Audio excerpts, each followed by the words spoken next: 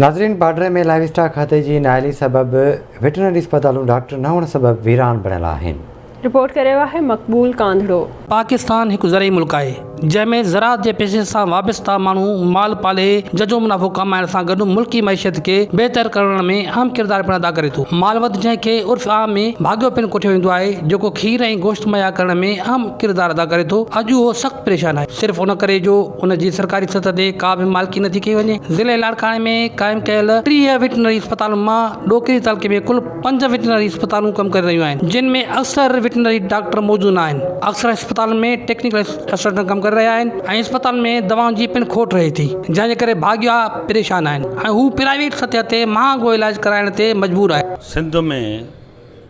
ख़ासि करे खीर इंसान जी पहिरीं ग़िज़ा में शामिलु आहे ऐं असां वटि जेको जानवरनि जी पालना आहे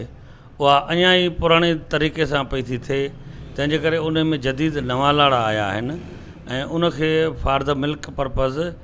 अवाम जीअं ॿुधी आहे त उनखे खीर जे हिसाब सां खोट थी आहे ऐं खीर इंसान जी बहितरीनु ग़िज़ा आहे। ऐं ॿियो असांजे सिंध जे माण्हुनि जी 40% जेको पैदावार आहे उहा माल ते आहे ऐं उन मलेशिया ते आहे, उनजो कारोबार था कनि पिया, उनजो वापारु थो थिए, उहो जेको असांजे खाइण जे कमु अचे थो, असांजी ग़िज़ा में शामिलु आहे ऐं खीर अहम आहे। ऐं उनजे करे असां वटि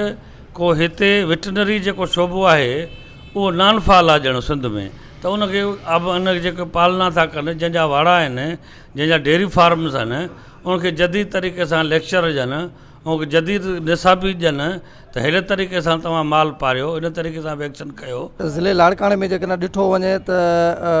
असां वटि जानवरनि जूं जेके आहिनि उहे लॻभॻि 30 अस्पतालूं आहिनि, पर तक़रीबन उन्हनि 30 अस्पतालुनि मां ईअं सम्झो अक्सर अस्पतालुनि खे जेको आहे जानवरनि जूं जेके अस्पताल उन्हनि खे ताला लॻियल आहिनि ऐं जिथे बि तव्हांखे गंद जो ढेर मिलंदो, उन गंद जे ढेर ते तव्हांखे मोल जानवर जेको आहे, हिलाल जेके जानवर आहिनि, चोपायो माल जेको आहे उहो मोल हालत में मिलंदो। हाणे उनजो सबबु जेको लाइव स्टॉक खातो ॼाणाए थो उहो इहो थो ॼाणाए त बाबा असां वटि जेको आहे स्टाफ जी खोट आहे।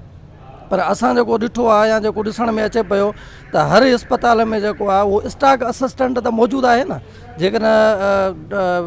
वेटनरी ऑफिसर मौजूदु न आहे त उन जॻह ते जेको आहे स्टॉक असिस्टेंट मौजूदु आहे, पर उहो छा था कनि, जेको आहे तालो हणी फील्ड जो ॼाण आहे उहो जेको पंहिंजो उन्हनि जे हिसे जो कमु आहे उहो कनि कोन पिया। सिंध जे माण्हुनि खे, बहिराड़ी जे माण्हुनि खे जेका माल जी पालना मां सही नमूने जेको आहे सो